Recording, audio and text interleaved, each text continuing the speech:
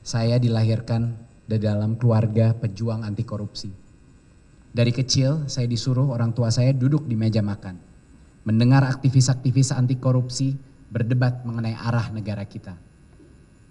Dari orang tua saya belajar nilai-nilai kebangsaan yang berdasarkan integritas.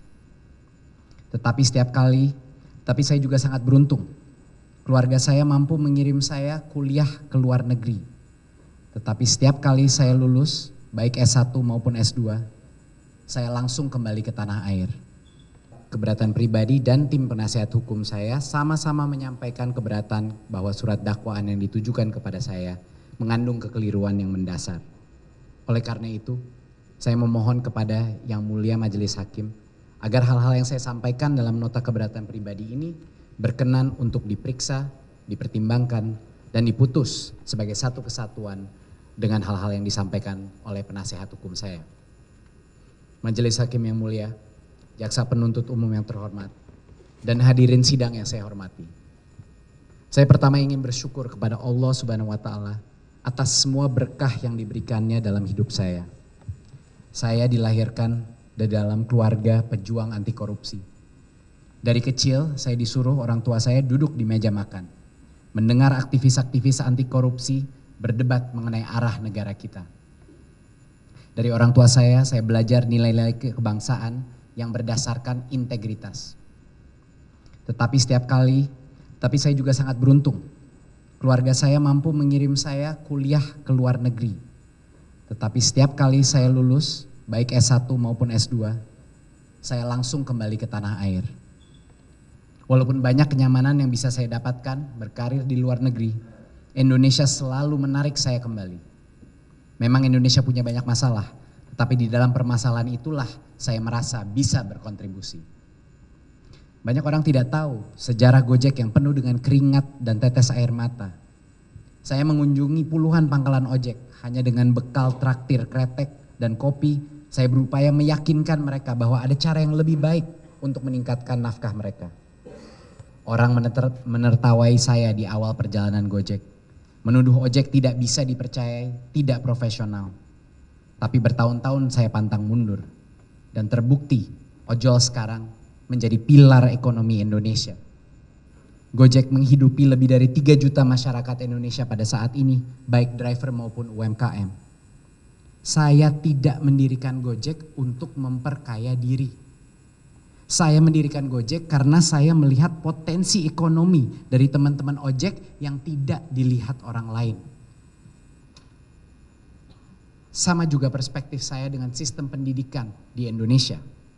Saya melihat potensi besar memperbaiki sekolah-sekolah di Indonesia yang berpuluhan tahun stagnan dan tidak mengikuti perkembangan zaman. Saya sedih melihat kualitas sekolah kita ketinggalan dari negara-negara berkembang lainnya. Orang tua saya selalu mengingatkan saya dari kecil, Nadim, jangan lupa, kesuksesan tidak ada artinya tanpa pengabdian. Dan inilah yang menjadi dasar pertimbangan saya saat saya ditawarkan amanah menjadi Mendikbud. Hampir semua orang di sekitar saya membujuk saya untuk menolak jabatan tersebut. Mereka takut saya akan dihujat karena perubahan pasti akan dilawan. Mereka takut saya akan diserang karena saya tidak punya dukungan partai politik. Mereka bingung kenapa di puncak kesuksesan saya di bisnis, saya mempertimbangkan suatu jabatan yang sudah pasti merugikan saya secara finansial dan reputasi. Tetapi saya menerima amanah tersebut karena satu alasan, negara memanggil. Generasi penerus bangsa memanggil. Menolak artinya menutup mata terhadap krisis pendidikan yang melanda negara kita. Majelis Hakim yang mulia, jaksa penuntut umum yang terhormat, dan hadirin sidang yang saya hormati. Selama 5 tahun saya mengabdi sebagai menteri, kekayaan saya menyusut. Hilanglah kesempatan saya mendapatkan saham tambahan yang diberikan kepada para pimpinan Gojek setelah saya keluar. Hilanglah gaji besar saya, hilanglah ketenangan batin saya. Sebagai menteri termuda, saya merasa kecil hati melihat menteri lainnya dengan anak-anak yang sudah dewasa, dengan mudah menjadwalkan rapat sampai malam, sowan ke berbagai tokoh, membangun dukungan politik. Dengan 3 putri balita saat itu, saya harus pulang setiap malam, makan bersama mereka, membacakan buku, dan tidur di kamar anak sampai mereka pulas tidur. Saya harus belajar menjadi ayah dan menteri di saat yang bersamaan. Dalam kementerian, saya harus belajar dari nol lagi. Menghadapi hutan belantara birokrasi dan politik yang saya tidak kuasai. Semua kenyamanan sebelumnya saya lepas dengan ikhlas untuk mencoba memperbaiki masa depan anak-anak Indonesia. Mata saya tidak tertutup. Saya tahu saya mungkin gagal. Saya tahu saya bisa dikorbankan. Tapi itulah resiko perjuangan. Karena saya tidak menguasai bidang birokrasi, bidang pendidikan maupun politik, maka saya harus cepat belajar dari orang-orang yang kenal dunia pendidikan, yang kenal birokrasi, tetapi memiliki integritas. Karena inilah saya mengumpulkan tim muda yang idealis dan kompeten sebagai staf khusus saya. Pak Jokowi memberikan saya tugas yang berat dan penting untuk secepatnya melaksanakan digitalisasi di dunia pendidikan agar anak Indonesia tidak ketinggalan dalam era digital. Saya diberikan amanah untuk membangun platform teknologi, untuk membantu kepala sekolah, membantu guru dan murid mengenal dunia baru pembelajaran di era teknologi. Karena sosok saya, anak-anak muda dari sektor teknologi mau bergabung, mau mengabdi kepada negara untuk membangun teknologi pendidikan. Mereka pun mengorbankan karir dan keuangan mereka untuk bergabung dalam perjuangan saya. Sarana TIK seperti laptop, proyektor, dan wifi router menjadi keniscayaan untuk bisa memanfaatkan semua aplikasi yang dikembangkan, termasuk asesmen nasional berbasis komputer atau ANBK. Dan saat COVID-19 melanda negeri, di mana sekolah di Indonesia ditutup hampir 2 tahun, kebutuhan untuk pembelajaran berbasis IT menjadi lebih urgen lagi. Inilah dasar dari program digitalisasi pendidikan, visi besar Pak Presiden Joko Widodo yang menjadi amanah saya sebagai menteri. Selama 5 tahun, kapal besar pendidikan mulai bergerak. Berkat akselerasi teknologi, 1 juta guru honorer bisa diangkat menjadi P3K dan mendapat nafkah yang layak. Sertifikasi PPG guru juga lebih mudah diraih secara online.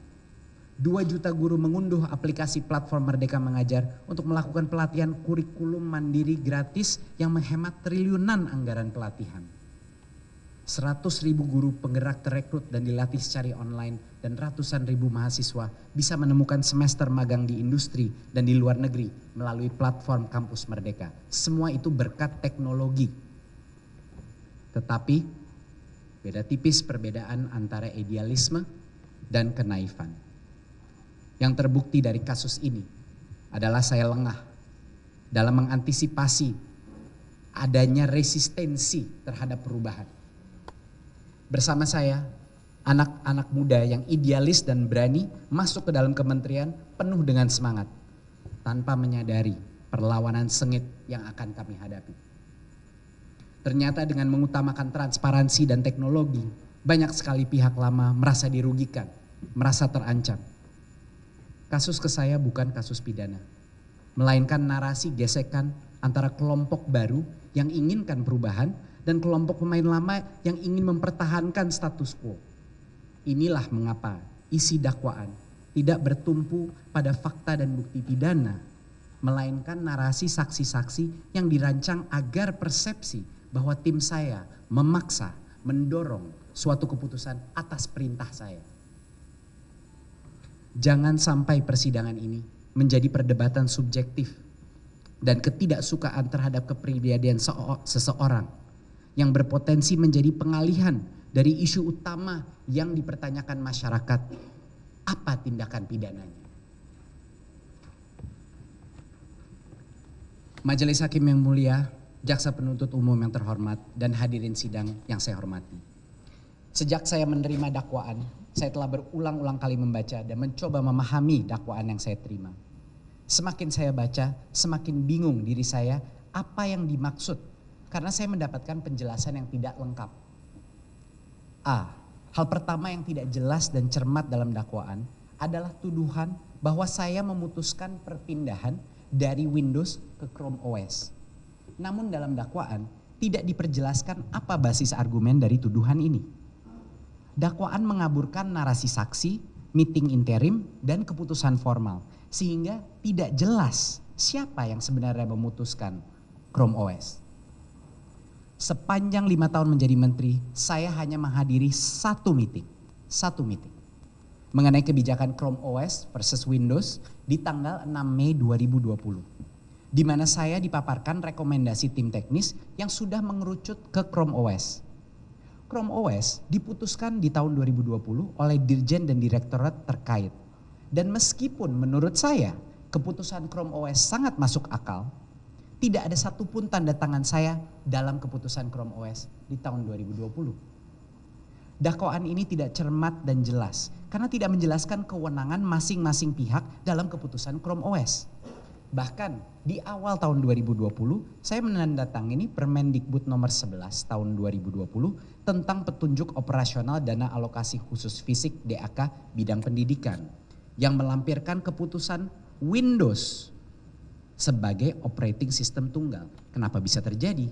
Menteri yang dituduh memenangkan Chrome OS malah mengeluarkan permen yang mengacu pada Windows di tahun 2020. Jawabannya sederhana. Permendikbud petunjuk operasional DAK itu harus patuh pada keputusan direktorat terkait. Karena fungsinya melampirkan semua keputusan teknis dari masing-masing direktorat. Itulah kenapa di 2021 yang disebut lampiran Chrome adalah satu dari 11 lampiran.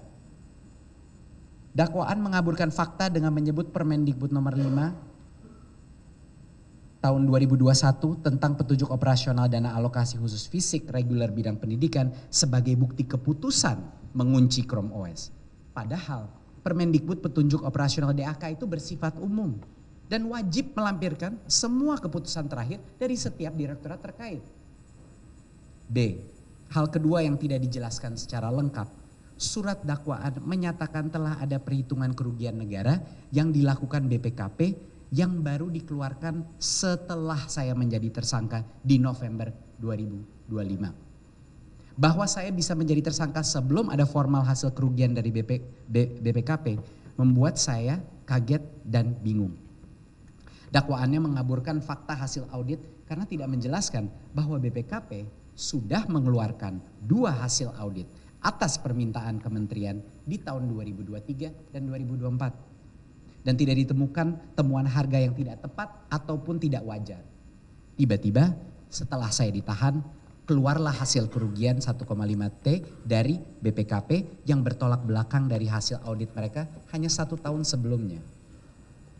Dakwaan saya kabur dan tidak jelas karena tidak ada penjelasan kenapa kerugian negara yang berdasarkan kemahalan harga disambungkan dengan kebijakan pemilihan Chrome OS yang gratis. Apa kausalitas antara pemilihan Chrome OS yang gratis dengan kemahalan harga laptop? Itu yang tidak jelas. Ini membingungkan sekali bagi saya dan membuat dakwaan ini jelas tidak cermat. Selama saya menjadi menteri, BPK telah melakukan audit terhadap seluruh kegiatan di kementerian. Dan hasilnya tidak pernah menyebutkan adanya pelanggaran yang mengakibatkan potensi kerugian negara. Terlebih lagi, selama pengadaan ini justru mendapat pendampingan dari Kejaksaan Agung sendiri, pendampingan dari KPPU dan juga LKPP. Selain itu, pada saat proses pengadaan berlangsung, kegiatan tersebut juga berada dalam pengawasan Inspektorat Jenderal Kementerian Pendidikan dan Kebudayaan. Orang yang sangat mumpuni dengan latar belakang KPK dan Kejaksaan, bahkan menjadi Kepala Kejaksaan Tinggi. Saya sangat tidak... Share, like, and comment. Subscribe, share, like, and comment. Subscribe, share, like, and comment. Subscribe, share, like, and comment. Subscribe, share, like, and comment.